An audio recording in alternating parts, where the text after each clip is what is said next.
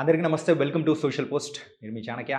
ఇప్పుడు సరదాగా మన ఫైనాన్షియల్ ప్లానింగ్ గురించి ఒక చిన్న స్టోరీ, నాకున్న డౌట్ దాని గురించి అయితే ఇక్కడ మనతో పాటు కూడా మెరుపుల మధు గారు ఉన్నారు. మ్యూచువల్ ఫండ్స్ డిస్ట్రిబ్యూటర్ అనమాట. ఆ స్టోరీ ఏంటో ఆయనతో డిస్కస్ చేస్తూ వినండి, బాగుంటుంది.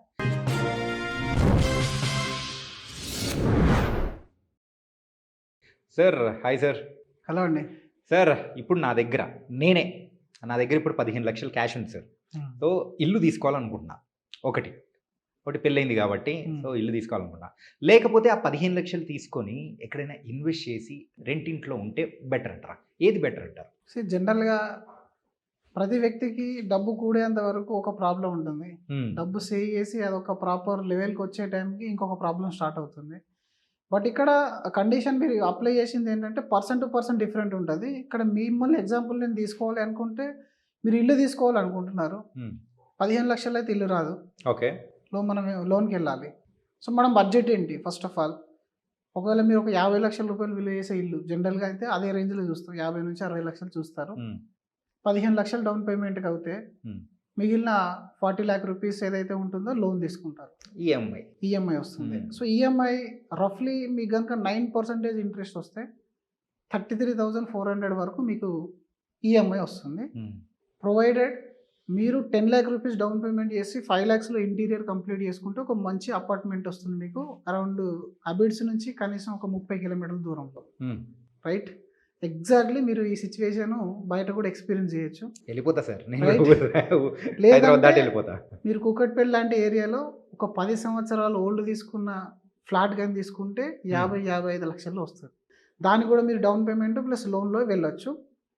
మీరు 36,000 రూపీస్ ఈఎంఐని పేమెంట్ చేసుకోవడానికి ఎంత ఫ్రీగా ఉంటారు అనే దాన్ని బట్టి మీరు ఇల్లు తీసుకోవాలా లేదా అనేది డిసైడ్ చేసుకోవాలి. 36,000 రూపీస్ మీరు కనుక ఈఎంఐ పే చేయాలంటే మీ శాలరీ కనీసం 1,00,000 ప్లస్ ఎబో ఉండాలి. అండ్ మీకు ఫర్దర్ ఏ లోన్స్ కూడా ఉండకూడదు. మీకు ఏ పర్సనల్ లోన్ ఉన్నా, కార్ లోన్ ఉన్నా మీ డిసిజన్ అనేది వాయిదా వేసుకోవాలి. ఇది సపరేట్ టాపిక్. అండ్ ఇంకొకటి, ఇక్కడ ఇల్లు అనేది ఎందుకు తీసుకోవాలి?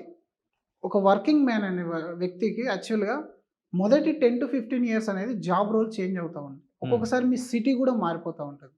మీరు ఇల్లు తీసుకునే ముందట అది బర్డెనా లేకపోతే అదొక కంఫర్టా అని ఆలోచించే కంటే ముందుగా కొన్ని విషయాలు అబ్జర్వ్ చేసుకోండి. వన్ థింగ్, మీరు ఎప్పుడైతే హౌస్ తీసుకుంటారో మీ మొబిలిటీ ఈజ్ జీరో. అంటే మీరు ఒక దగ్గర నుంచి ఇంకో దగ్గరికి వెళ్ళడానికి ఇష్టపడరు. మీరు జాబ్ చూసుకున్నా, మీ పిల్లల స్కూల్ చూసుకున్నా, ఏదైనా మీ ఇంటికి లేదా మీరున్న సిటీకి దగ్గర ఉండే దాంట్లోనే చేయడానికి ఎక్కువ ఇష్టపడతారు. నంబర్ 2, మీరు పెద్ద బర్డెన్ పెట్టుకున్నారు కాబట్టి మీ సేవింగ్స్ ఎఫెక్ట్ అవుతాయి. మీరు కంప్లీట్గా దాన్ని మ్యూచువల్ ఫండ్, ఎస్ఐపి కానీ, బాండ్స్, ఇంకా వేరే అసెట్స్ కానీ క్రియేట్ చేయడానికి కొంత టైం పడుతుంది. నంబర్ 3 ఏంటంటే మీరు ఇంటి కొంటే ఇంటితోనే ఆగరు.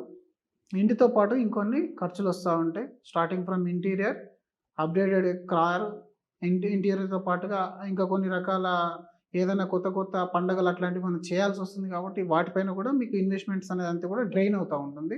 అండ్ ప్రొవైడెడ్ నెక్స్ట్ 10 to 15 ఇయర్స్లో చూసుకున్నట్టయితే సేమ్ మీ ఏజ్కి అయితే ఇప్పుడు పిల్లల ఎడ్యుకేషన్ అవన్నీ కూడా వస్తూ ఉంటాయి. ఇవన్నీ కొంచెం ఎఫెక్ట్ అవుతూ ఉంటాయి. ఇప్పుడు మీ సాలరీ కనుక 1,00,000 లేదనుకోండి, ఇమ్మీడియట్గా మీరు ఆ డిసిజన్ అనేది ఆపేసుకోవాలి. ఓకే. ఒకవేళ మీరు ఇల్లు కనుక కొనకపోతే సేమ్ 15,00,000 రూపీస్ మీరు 36,000 ఈఎంఐ అనుకున్నాం కదా ఇక్కడ. సో మీరు 50,00,000 విలువైన ఇంట్లో కనుక రెంట్‌కు ఉంటే అప్రాక్సిమేట్లీ మీకు రెంట్ 12,000 రూపీస్ వస్తుంది. 12,000 to 13,000 రూపీస్‌లో వస్తుంది. 50,00,000 విలువ చేసిన ఇంట్లో మీరు కనుక ఉన్నట్టయితే మీకు 12,000 రెంట్ వస్తుంది.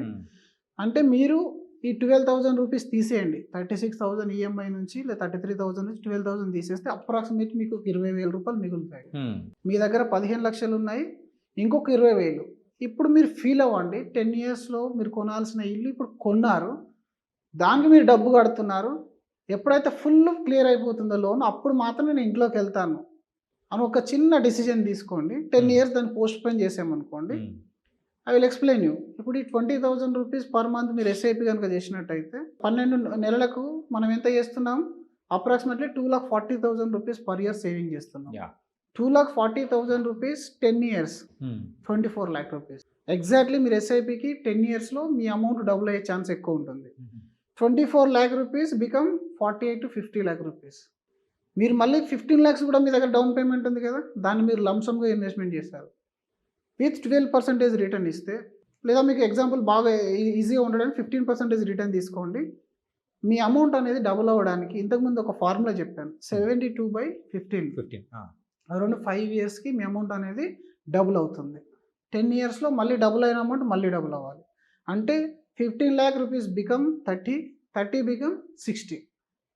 60 లక్షలు మన దగ్గర ఉంది, ప్లస్ 48 లక్షలు ఎస్ఐపి ద్వారా మీరు క్రియేట్ చేశారు. అంటే మీ దగ్గర ఇప్పుడు ఎంత ఉంది కార్పస్? 1,08,000. 1 crore ఉంది. Sorry 1 CR 1 crore 8 lakhs. ఇప్పుడు మీ దగ్గర 1 CR ఉంది. ఈ 10 year జర్నీలో మీరు సేవింగ్ చేశారు, ఎలాంటి అప్పు లేదు, ఓన్లీ సేవింగ్ చేశారు.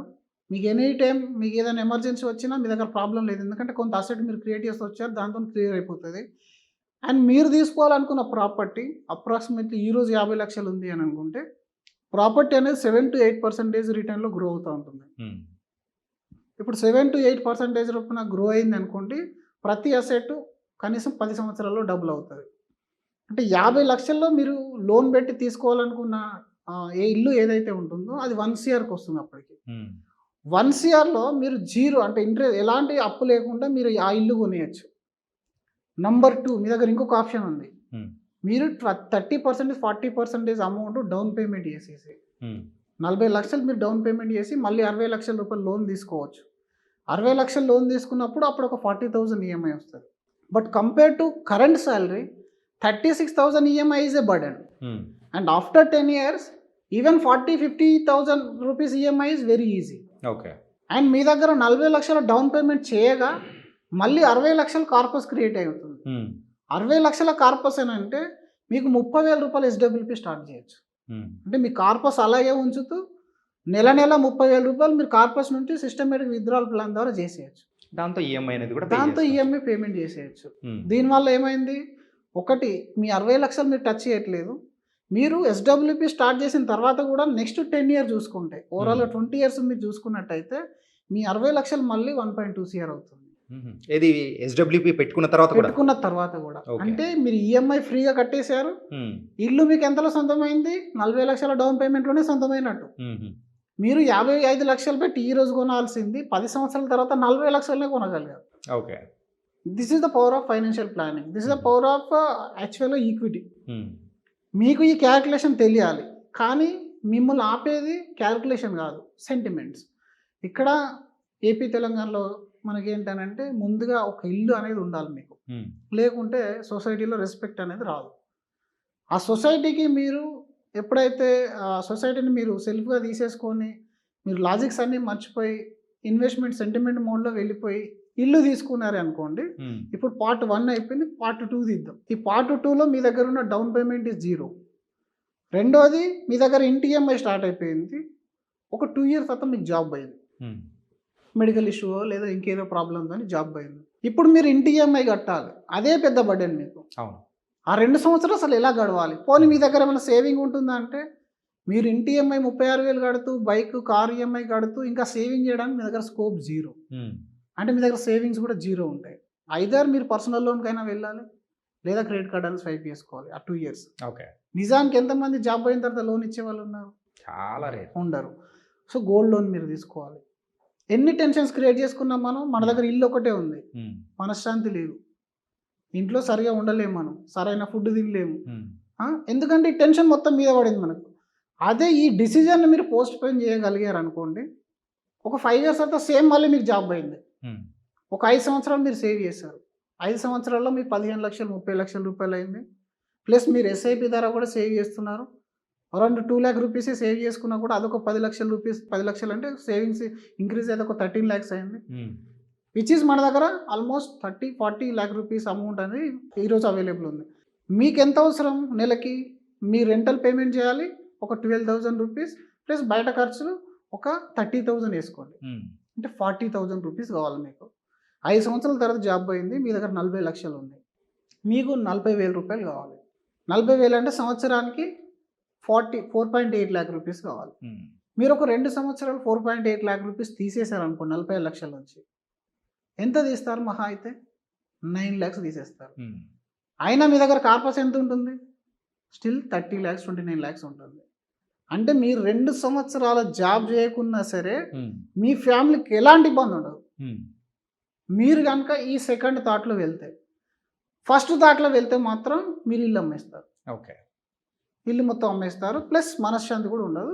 రెండోది ఒక్కసారి కొని మీరు అమ్మారనుకోండి, మీరు మానసికంగా, ఫైనాన్షియల్‌గా, మెంటల్‌గా ఎన్నో విధాలుగా డిస్టర్బ్ అయిపోతా ఉంటారు. ఓకే. కాబట్టి ఈ డిసిజన్ కొంచెం వైజ్‌గా, మళ్ళీ ఇది పర్సన్ టు పర్సన్ డిఫరెంట్. ఇంకో పర్సన్‌కి వేరే ఆస్తులున్నాయి. మమ్మీ, డ్యాడీ దగ్గర మంచి అసెట్స్ క్రియేట్ చేసిన వాళ్ళున్నారు. వాళ్ళు మేబీ కొనొచ్చు. వాళ్ళకి ఇబ్బంది లేదు. కానీ ఎవరైతే ఎర్నింగ్ మెంబర్ ఉంటారో, సాలరీ మీదనే డిపెండ్ అయ్యి వాళ్ళ లైఫ్ గడుస్తూ ఉంటుందో, బిజినెస్‌లో వచ్చే ప్రాఫిట్స్ పైనే వాళ్ళ ఈఎంఐలు గడుస్తూ ఉంటాయో, వాళ్ళు మాత్రం ఇన్‌స్టాంట్‌గా ఈ డిసిజన్స్‌కెళ్ళకుండా కొంచెం పోస్ట్‌పోన్ చేసి you can buy bigger home. Okay. Like ఆ రోజుల్లో మీరు 1 సీఆర్ ఆ ప్రాపర్టీ కొనాల్సిన బదులుగా మీరు 1.5 సీఆర్ ఉన్నది కూడా కొనొచ్చు. రైట్? మీ దగ్గర క్యాపిటల్ అవైలబుల్ ఉంది, డౌన్ పేమెంట్ అవైలబుల్ ఉంది. మీకు నచ్చిన ఇంటీరియర్ మీరు చేయించుకోవచ్చు. పిల్లల ఎడ్యుకేషన్ కాంప్రమైజ్ కాలేదు. మెడికల్ ఎమర్జెన్సీ వచ్చినా, నార్మల్ ఎమర్జెన్సీ వచ్చినా, జాబ్ వచ్చినా అన్నిటికీ సెక్యూరిటీ ఉంటుంది. ఓకే. కాబట్టి ఇది డిఫరెన్స్ అండి. మనం రెంటింట్లో ఉండి అంటే మన దగ్గర ఉన్న అమౌంట్‌ని డబుల్ చేసుకుంటూ వెళ్ళడం అనే ఆప్షన్ మీరు చెప్పింది నిజంగా సూపర్బ్ సార్. యెస్. ఎందుకంటే చాలా మందికి కొంచెం ఇక్కడ పేషెన్స్‌గా వెయిట్ చేయడమే ఇక్కడ చాలా కీ మందికి పాయింట్. ఇక్కడ ఏంటంటే ఇక్కడ ఇంకొక కాంట్రవర్సీ తీసుకొస్తారు. ఆ!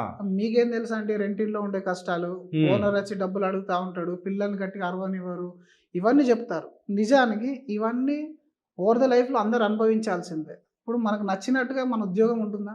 ఉండదు. ఉండదు. మీకు నచ్చినట్టుగా బాస్ దొరుకుతాడా? దొరకరు. దొరకడు. మీకు నచ్చినట్టుగా వెదర్ ఉంటుందా? హుహు. మీకు నచ్చినట్టుగా ప్రపంచమే ఉండదు. అన్నిటికి అడ్జస్ట్ అయినప్పుడు రెంటింటి మీదనే మీ ఫోకస్ అంతా పెట్టడం అనేది పక్కకు పెట్టాలి ముందు. ఓకే. రెంటింట్లో ఉంటే ఒకవేళ ఓనర్ నచ్చకపోతే మీరు 1 డేలో చేంజ్ అవ్వచ్చు. అదే మీరు ఇల్లు కొని జాబ్ పోయిందనుకోండి, అప్పుడు వచ్చే ప్రాబ్లమ్‌తో పోలిస్తే మీ ఓనరే మంచిగా కనబడతారు. రైట్? దాన్ని కూడా లాజిక్‌గా బాగా ఆలోచించుకోవాలి. యాహ్! మనం చిన్న చిన్న ప్రాబ్లమ్స్‌ని హెడ్ మీదకి తీసుకుంటాం. అసలైన ప్రాబ్లమ్‌ని ఇగ్నోర్ చేసుకుంటూ, చిన్న ప్రాబ్లమ్‌ని హెడ్ మీదకి తీసుకొని అప్పుడు ఎమోషనల్‌గా డిసిజన్‌కి వెళ్తాము.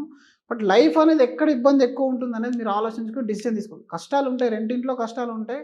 బట్ ఇక్కడ సొంత ఇంట్లో అంతకంటే ఎక్కువ కష్టాలుంటాయి. మీ ఇన్‌కమ్ గాని ఆగిపోతాయి. కాబట్టి అది ప్లాన్‌గా చేసుకొని ఒక 10 ఇయర్స్ మీరు పోస్ట్‌పోన్ చేసుకోగలిగితే, ఇంకా వెరీ ఎర్లీ స్టేజ్ ఉన్న వాళ్ళు 15 ఇయర్స్ పోస్ట్‌పోన్ చేసుకోగలిగితే ఇలాంటి ఇల్లు 2 కొనొచ్చు with capital. So nice and me suggestion అనేది కూడా చాలా చాలా సూపర్బ్ ఉంది sir. Thank you so much. Thank you.